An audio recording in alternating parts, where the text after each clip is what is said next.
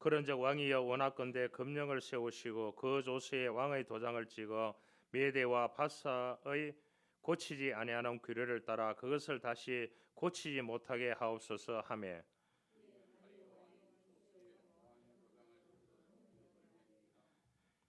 같이 봉독하겠습니다. 다니엘이 이 조서에 왕의 도장이 찍힌 것을 알고도 자기 집에 돌아가서는 입방에 올라가 예루살렘으로 향한 창문을 열고 전에 하던 대로 하루 3번씩 무릎을 꿇고 기도하며 그의 하나님께 감사하였더라. 아멘. 우리 주보에 있는 찬양하기를 원합니다.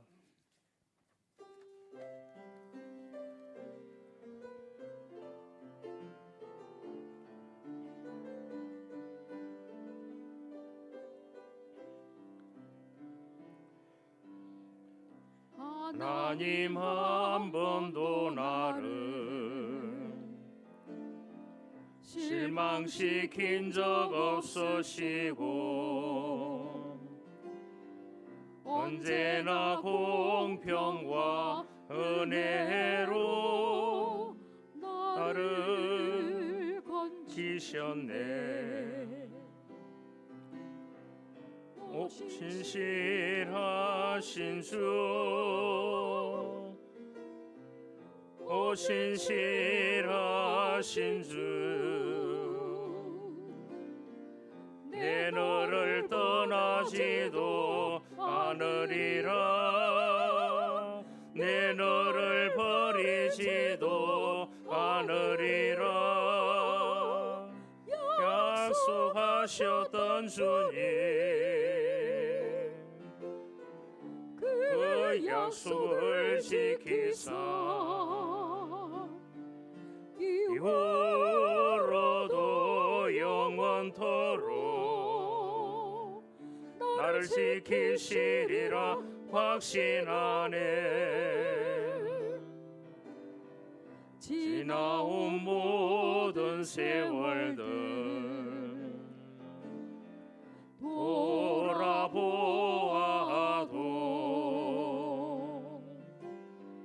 그 어느 것 하나 주의 손길 안 미친 것 전혀 없네. 오 신실하신 주, 오 신실하신 주, 내 너를 떠나지도 않으리라, 내 너를 버리지도 않으리라 약속하셨던 주님, 그 약속을 지키사 이후로도 영원토록 나를 지키시리라 확신하네. 이 한 해를 지켜주신 하나님께 너무나 감사하고, 또한 오늘 춘수감사절 예배, 절기 예배를 지킬 수 있는 구약성에 보면은 절기를 지키라고 말씀을 했습니다. 예수님도 그 절기를 지켰습니다. 우리 하나님께 영광의 박수를 보내겠습니다.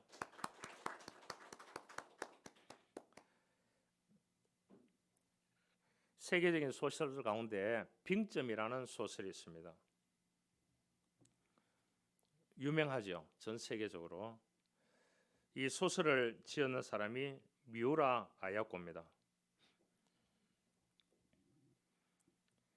그런데 이 미우라 아야코라는 분이 이 빙점이라는 위대한 소설을 썼는데, 이웃 중에 아무리 힘들거나 짜증나는 일이 있어도 범사의 감사를 실천하는 가정주부가 있었다고 합니다. 하루는 닷새 동안 억수 같은 비가 내렸다고 합니다. 일본 사람이죠. 설마 이런 상황인데도 감사할까? 이렇게 해서 이 미우라 아야코가 그 반응을 보기 위해서 그 집에 가보았다고 합니다. 가봤는데도 그 집에 있는 가정주부가 감사하고 있다라는 겁니다. 어떻게 그렇게 감사할 수 있느냐 이렇게 얘기를 하니까 이렇게 비가 많이 오고 주변에 피해가 심한데 어떻게 감사할 수 있느냐고 그렇게 물으니까 닷새 동안 비가 나누어서 내렸기 때문에 너무나 감사하고 그나마 다행이지요. 만일 하루에 이 물이 다 쏟아졌다라면 큰 피해를 봤을 거라고 그렇게 이야기를 했다고 합니다. 그래서 많은 것을 깨달았대요. 최악의 상황을 최악으로 받아들이지 않고 그 안에서 차선을 찾아낼 수 있는 힘이 바로 긍정의 힘입니다. 이런 사람들은 비가 그친 후에 일상으로 복귀적 회복 탄력성이 굉장히 좋다고 보면 되겠습니다. 한편 미우라 아요코의 삶에도 늘 비가 내리고 있었습니다. 이분은 24세 때부터 시작해서 13년 동안 그 당시에는 불치병인 폐기력을 앓고 있었습니다. 13년이면은 이 병에 장사가 없다는 말이지 않습니까? 청춘의 전부를 누워만 지내야 했습니다. 그뿐 아닙니다. 폐기력을 비롯해서 척추 가래에서 파킨슨병, 대삼포진 등을 딛고 살아났으나 항상 웃으면서 주변 사람들에게 감사의 중요성을 전했다고 합니다. 그래서 이분이 했는 말 가운데 유명한 말이 있습니다. 이 미우라 아야코가요. 아프지 않으면 드리지 못할 기도가 있습니다. 아프지 않으면 듣지 못할 말씀이 있습니다. 아프지 않으면 접근하지 못할 거룩한 장소가 있습니다. 아프지 않으면 우러러 보지 못할 거룩한 얼굴이 있습니다. 아프지 않았다면 나는 인간일 수조차 없었습니다. 이 말은 뭐겠습니까? 아픔을 성화시킨 것입니다.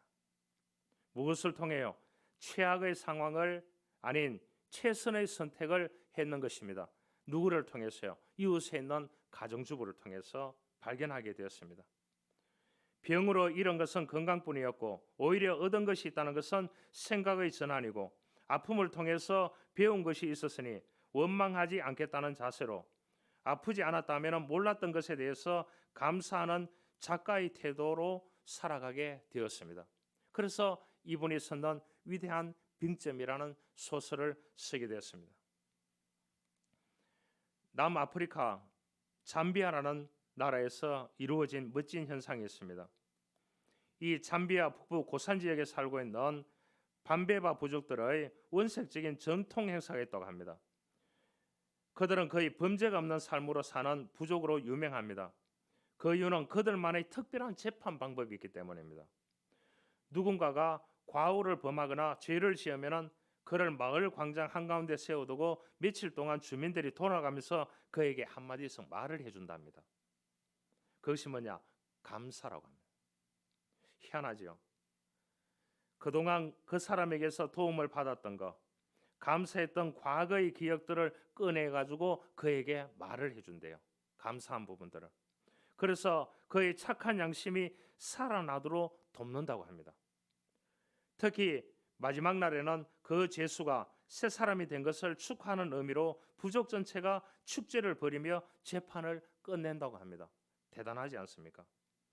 여러분, 사람에게 가장 큰 불행은 목마름이 아니라 감사하는 마음이 생기지 않는 메마름입니다. 현대인들의 불행은 감사하는 마음이 메말라 있기 때문입니다. 그러나 모든 일에 감사하는 마음을 갖는다면 지금의 내 자리가 곧 천국입니다. 그러죠? 하나님이 거하시는 두 곳이 있는데 하나는 천국이고 다른 하나는 감사하는 그곳이 천국입니다. 그곳이 하나님이 함께 하시는 곳입니다. 그래서 우리가 감사하는 마음을 가지고 살아가야 되는 것입니다. 추수감사절은 구약 성경의 3대 절기와 관련이 있습니다. 유월절과 맥추절과 초막절입니다. 이것은 모두 감사의 의미를 갖고 있습니다. 유월절은 이스라엘 민족들이 홍해를 건너왔기 때문에 감사하는 겁니다. 맥추절은 봄의 첫 열매를 하나님께 가나안 땅에 가서 농사를 지어서 바쳤기 때문에 감사한 것입니다.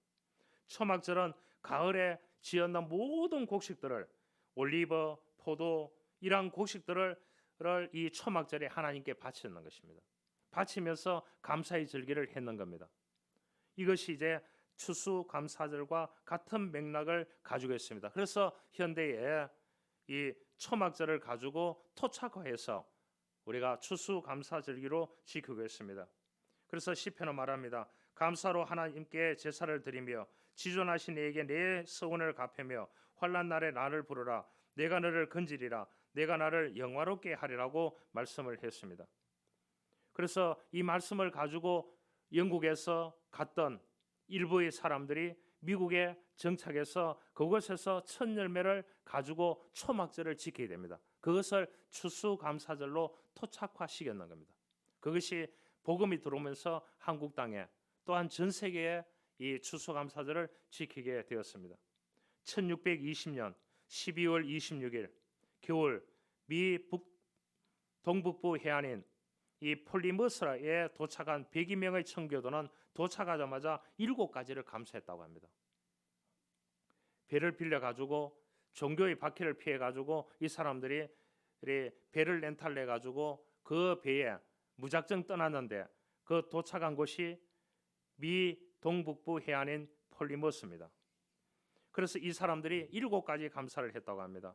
첫 번째는 108톤밖에 안 되는 작은 배지만은 그 배라도 주셨는 데 대해서 감사하다 그렇게 했고요. 두 번째는 평균 시속 2마일밖에 안 되는 것. 걷는 속도보다 느린 항해였지만은 117일간의 계속되는 그러한 전진을 할 수 있었음에도 감사한다고 했습니다. 세 번째로 항해 중에 2사람이 죽었으나 한 아이가 태어났음을 감사했습니다. 네 번째로 폭풍으로 큰 도시 부러졌으나 파손되지 않았음을 감사했습니다. 다섯 번째로 여자들 몇이 파도에 빠졌으나 모두 구출되었음에 감사했습니다. 여섯 번째, 원주민들의 방해로 상륙지를 찾지 못해서 한 달을 방황했으나 호의적인 원주민이 사는 땅에 착륙하게 된 것을 감사했다고 합니다. 일곱 번째, 고통스러운 3개월 반의 항해 중 단 한 명도 되돌아가자는 사람이 없었음을 감사했다고 합니다. 그래서 이 감사를 통해서 오늘 미국이라는 나라가 생겨나게 되었습니다. 멋지지 않습니까? 여기에 있는 것에 대해서 감사할 때 놀라운 기적이 있는 것입니다. 여러분, 인생을 멋지게 살고 싶습니까? 예수 그리스도의 아름다운 인생으로 살고 싶습니까?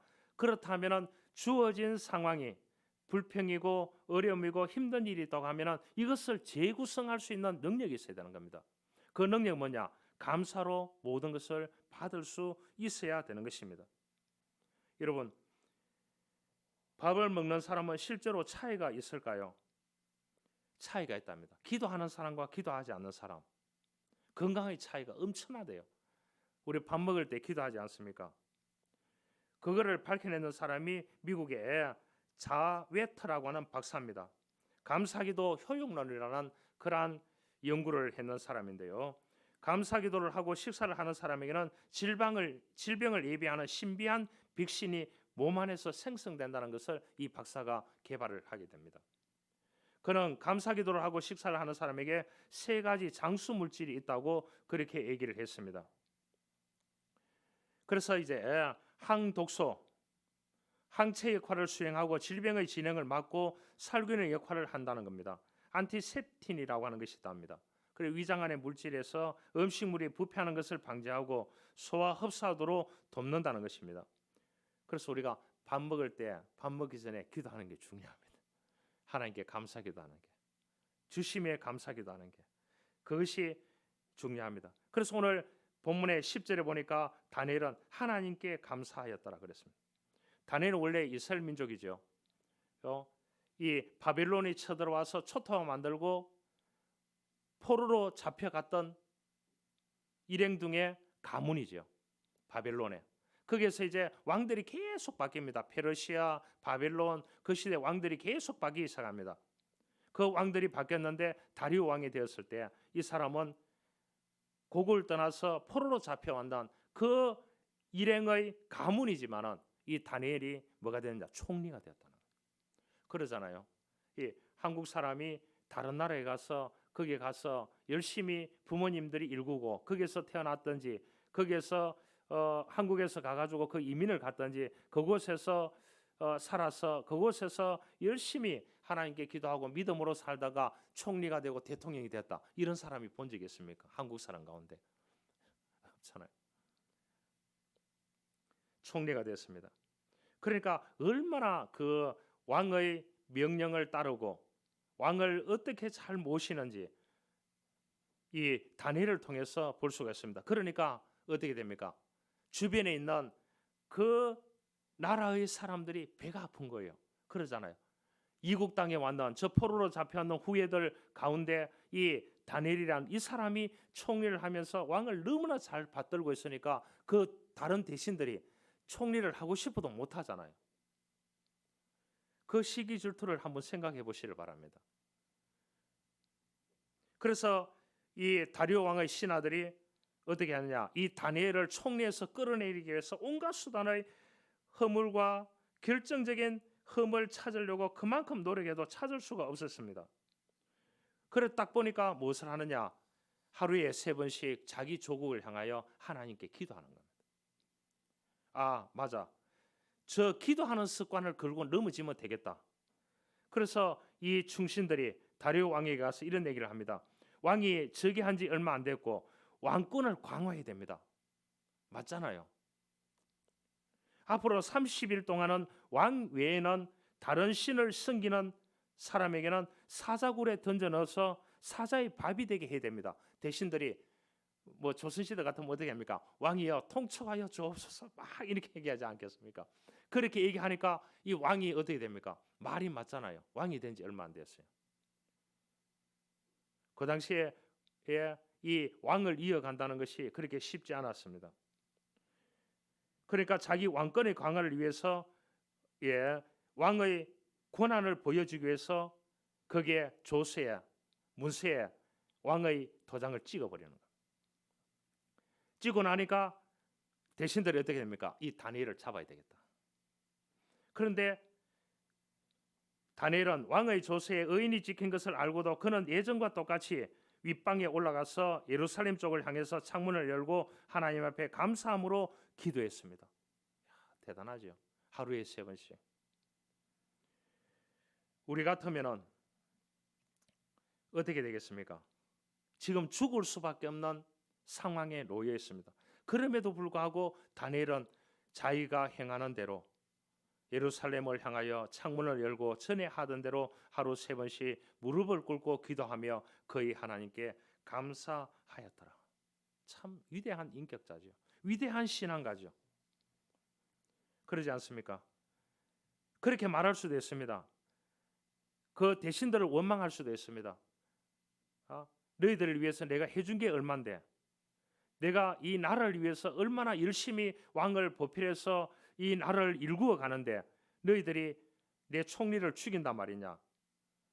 그렇게 원망하고 불평하고 그렇게 할 수도 있습니다. 또한 왕을 원망할 수도 있습니다.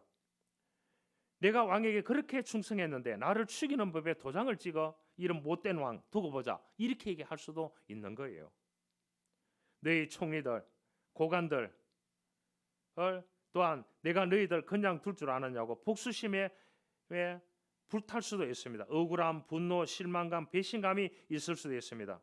그러나 다니엘은 하나님에 대해서도 원망하지 않았습니다.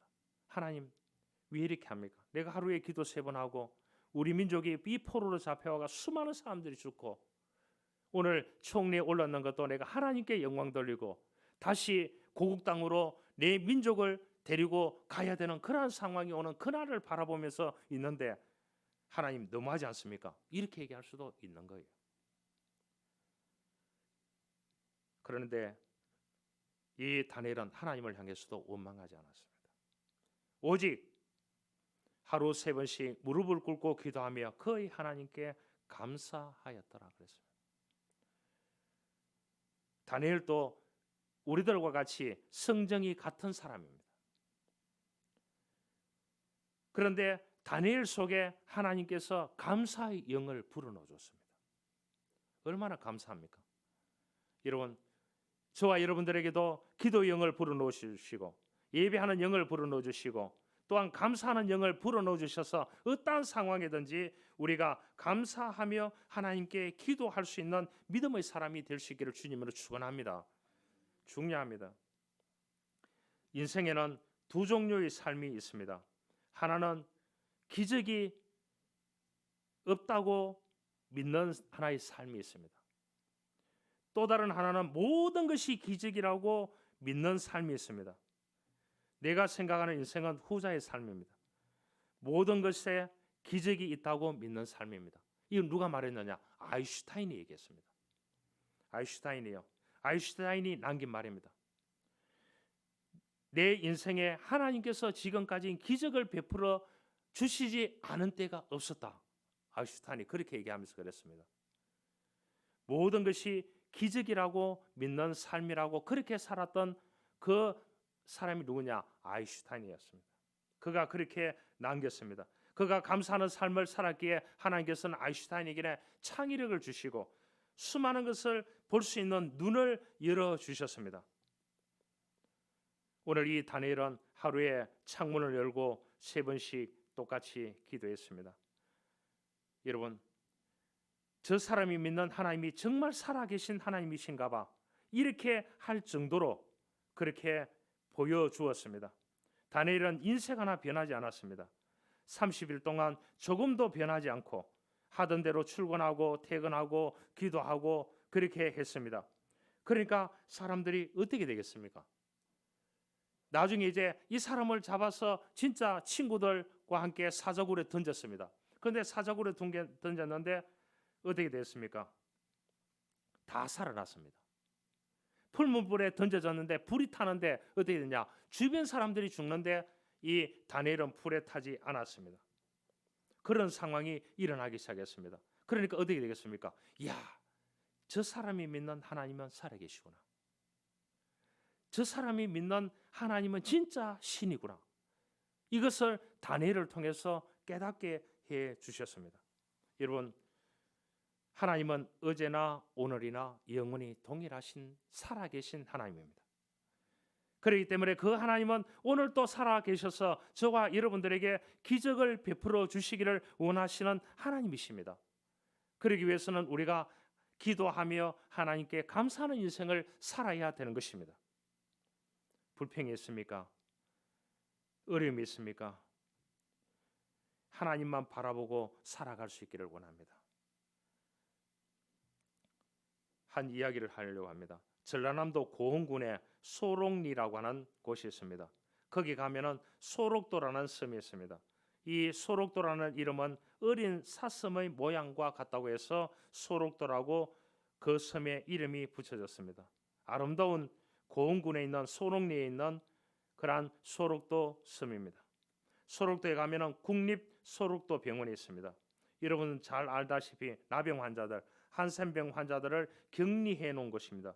원래 그곳에 병원이 생긴 것은 아닙니다. 1916년도 5월에 조선 총독부령에 의해서 전국에 있는 이 나병 환자들, 한센시병을 가지고 있는 사람들로 거기다가 수감하게 됐습니다.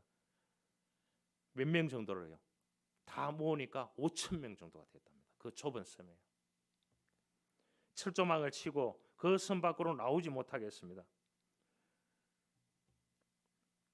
지금은 다리가 생겼지만은 그때는 배를 타고 가야 되는 겁니다.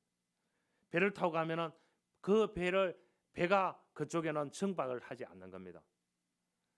그 섬을 빠져나올 수가 없습니다. 철조망을 치고 그리고 병사들이 지키는 것입니다. 여러분 거기 들어간 사람들은 한숨과 절망의 삶을 살 수밖에 없었다고 합니다. 부모와 생이별을 해야 됩니다. 자녀들과 생이별을 해야 됩니다. 거기 감금되어서 마치 감옥과 같은 곳에서 하루하루를 보내야만 했습니다. 지금은 몇백 명 정도밖에 없지만은 그 당시에는 5천 명 정도가 거기에 수감이 되어 있었습니다. 여러분 이렇게 붙들려 온 사람들에게 무슨 감사가 있겠습니까? 하루하루 삶이 지옥 같은 삶입니다. 눈썹이 빠져나오고 얼굴이 뭉개지고 손발과 발가락이 형색이 잃어버리는 여기 살다가 이렇게 비참하게 죽는 거예요. 버림받은 이들이 모여 있는 곳입니다. 혹 어쩌다가 외부인들을 만나면은 그들을 인간으로 대접하지 않았습니다. 진성처럼 대접했습니다. 돌을 던지고 구타를 하고 더러운 그러한 나병 환자라고 그렇게 괄시했습니다. 도저히 살아가야 될 이유조차 느낄 수 없었습니다. 더더욱 그들이 거기 사는데 매일 안타까운 장소 하나가 있는데 그곳이 뭐냐? 숫탄장이라고 하는 숫탄장. 뭔 줄 아세요? 그 순탄장에서 예를 놓을 수 있도록 만들어놨습니다. 자녀를 낳자마자 격리시키는 겁니다. 그래서 그 소록도가 병사지구, 나병 환자들이 있는 곳 직원지구가 있습니다. 그래서 아이들은 안전한 직원지구에 있는데 한 달에 한 번씩 부모들과 아이들이 만나는 것입니다. 한쪽은 부모들이고 한쪽은 아이들이고, 한 달에 한 번 만나는 손도 못 만져요. 감염될까 봐. 그리고는 한참 쳐다보다가 헤어지게 되는 겁니다. 그러니까 헤어질 때는 눈물 바다가 되는 것입니다. 그 순탄장은 지금 가장 아름다운 길이지만 가장 고통스러운 탄식이 있는 장소였다고 합니다. 지금은 많이 변했습니다만 그 당시의 모습은 저렇게 고통스러웠습니다. 경계선을 쳐놓고 그렇게 했습니다. 그런데 이들은 하나님 앞에도 원망했을 것 같아요. 하나님, 내가 왜 한세시병에 그러한 환자로 태어나서 고통과 이 감옥 같아서 살아야 되느냐고 그렇게 원망했을 수도 있습니다. 그런데 그들은 하나님 앞에 원망과 불평을 하지 않았습니다. 그런데 하나님께서 그들에게 그곳에 복음을 주었습니다. 놀랍지요? 하나님께서 원망과 불평의 마음속에 감사의 마음을 심어줌으로 그들에게 이제 감사의 영이 그 속에 불어넣어 줬습니다. 여러분, 소록도가 공개되어지고 많은 선교사들이 그게 몰려들었습니다. 외국에서도 오고 국내 자원봉사들도 오고 소록도에 들어갔습니다. 가서 그들을 섬기려고 하니까 다 거부했습니다. 당신네들은 정상인이고 우리들은 나병 환자인데 무슨 창경원에 동물 구경하러 왔느냐고, 그러니 다 가라고 했습니다. 그런데 정성스럽게 그 봉사자나 선교사들이 그곳에서 섬겼습니다. 그들이 마음을 열기 시작했습니다. 거기에 들어간 분들은 다 전체가 크리스찬이었습니다. 예수님께서 정상인을 위해서도 죽였었지만 나병 환자들을 위해서도 죽였었습니다. 그 땅에서는 비록 한센병을 가지고 살아가지만 천국에는 한센병이 없습니다. 천국에는 우리 건강하게 영원히 주님과 함께 살 수 있습니다. 그 복음을 받아들이기 시작했습니다. 그 안에 변화가 일어나고 감사가 싹이 트기 시작했습니다. 그분들은 모여서 교회를 세웠습니다. 그래서 소록도에 교회를 10개 세웠습니다. 대단하지 않습니까? 주일이면 전체가 100%가 그 10개 교회에 모여서 예배를 하는데 그 사람들이 나라와 민족을 위해서 기도한다는 거예요. 그때예요. 1900년대 여러분 중반이에요. 그때는 한국이 일본 식민지 지배 속에 있었습니다. 그들이 나라와 민족을 위해서 기도했습니다. 하나님께서 그들에게 감사의 마음을 심어줬습니다. 절망과 좌절 속에 분노의 삶을 살다가 비참하게 죽어가야 되는 그들에게 복음이 감사의 영이 들어가니까 그들이 나라와 민족을 위해서 기도하고 그들을 위해서 기도하고 그들이 또한 어떻게 하면 이 환경을 바꾸고 그들의 참된 소망의 인생을 살아갈 것인 비전을 보기 시작했다고 합니다. 그것이 뭐냐? 감사의 능력이었다는 것입니다. 그런데 그곳에 특별히 봉사를 간 분이 있습니다. 이분 아세요? 박준이라는 분입니다. 그분은 유명한 헤어 디자이너 분입니다. 그분이 그곳에 가서 머리를 다 깎아주는 겁니다. 최고의 미용사가 와서 그들의 머리를 깎아줬어요. 그뿐 아니라 세계적인 건축가가 와서 그분들의 집들을 다 리모델링 해주었어요. 이분들이 다 크리스찬들. 전 세계 자원봉사들이 와서 그분들을 섬겨주었습니다. 그래서 그분들을 섬기기 때문에 100%가 다 기독교가 됐습니다. 개신교가 8개, 캐톨릭이 2개 이렇게 했습니다. 여러분, 불교에서 그곳에서 불교를 전하고 세우려고 해도 한 사람도 가지 않는 겁니다. 그래서 철수했습니다. 여러분, 그들이 이제 거기에 계신 권사님, 장로님 10대 때 다 거기에 붙들려 왔는 사람들. 복음을 받아서 권사가 되고 장로가 되고 집사가 되고 성도가 되어서 그들이 그게 뭉개지는 손을 가지고 박수를 치면서 하나님께 기도하고 나라와 민족을 위해서 기도하고 그 저주의 땅이 천국의 땅과 같이 변했다는 겁니다. 왜냐? 감사가 있었기 때문입니다. 그들에게 감사의 영을 하나님이 불어넣어 주셨습니다. 하나님은 오늘 우리에게 불평한 삶을 살기를 원치 않으십니다. 여러분이 하나님 앞에 다니엘처럼 나갈 때 하나님께서 여러분의 마음속에 감사의 영을 부어줄 줄 믿습니다. 어려운 상황 속에서도 감사하며 기도하며 하나님께 찬양하는 인생이 되어져야 될 것입니다. 어느 날 한 성도가 목사님께 찾아와서 이렇게 말합니다. 목사님, 요즘 장사가 너무나 안 돼요. 파리만 난리네요. 불신자들이 비웃고 있어요. 저 장사 안 되는 것 좀 보시고 목사님 장사 좀 잘 되게 기도해 주세요. 이렇게 얘기를 했대요. 그래서 목사님이 성도님 기도합시다. 하나님 장사가 잘 안 된다고 합니다.